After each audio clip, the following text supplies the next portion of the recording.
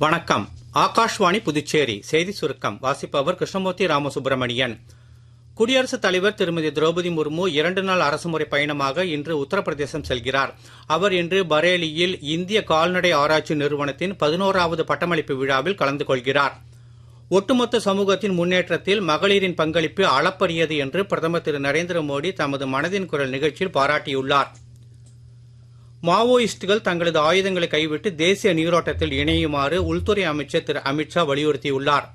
தெலங்கானா மாநிலம் நிசாமாபாத்தில் விவசாயிகளின் மாநாட்டில் நேற்று உரையாற்றிய அவர், ஆயுதங்கள் தாங்கிய மாவோயிஸ்டுகளுடன் எந்த ஒரு பேச்சுவார்த்தையும் மேற்கொள்ளப்படாது என்றும் தெளிவுபடுத்தினார்.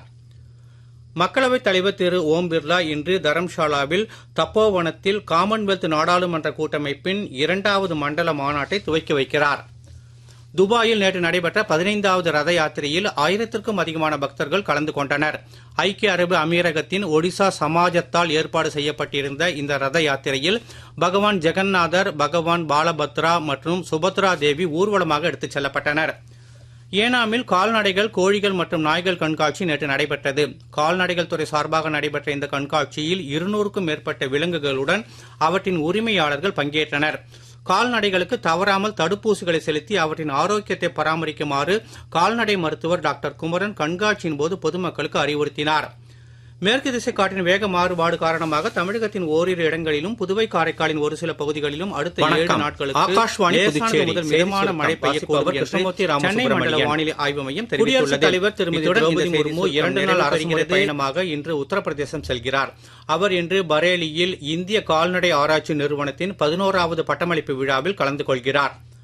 ஒட்டுமொத்த சமூகத்தின் முன்னேற்றத்தில் மகளிரின் பங்களிப்பு அளப்பரியது என்று பிரதமர் திரு நரேந்திர மோடி தமது மனதின் குரல் நிகழ்ச்சியில் பாராட்டியுள்ளார்.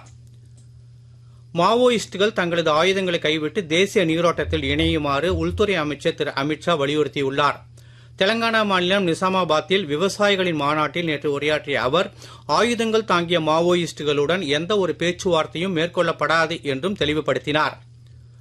மக்களவைத் தலைவர் திரு ஓம் பிர்லா இன்று தரம்ஷாலாவில் தப்போவனத்தில் காமன்வெல்த் நாடாளுமன்ற கூட்டமைப்பின் 2வது மண்டல மாநாட்டை துவக்கி வைக்கிறார். துபாயில் நேற்று நடைபெற்ற 15வது ரத யாத்திரையில் 1000க்கும் அதிகமான பக்தர்கள் கலந்து கொண்டனர்.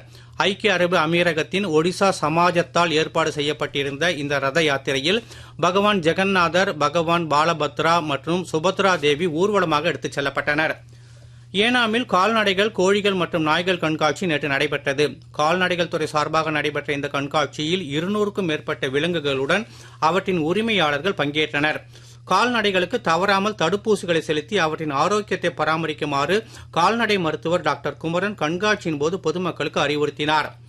மேற்கு திசை காற்றின் வேக மாறுபாடு காரணமாக தமிழகத்தின் ஓரிரு இடங்களிலும், புதுவை காரைக்காலின் ஒரு சில பகுதிகளிலும் அடுத்த 7 நாட்களுக்கு லேசானது முதல் மிதமான மழை பெய்யக்கூடும் என்று சென்னை மண்டல வானிலை ஆய்வு மையம் தெரிவித்துள்ளது. இத்துடன் இந்த செய்தி சுருக்கம் நிறைவு பெறுகிறது.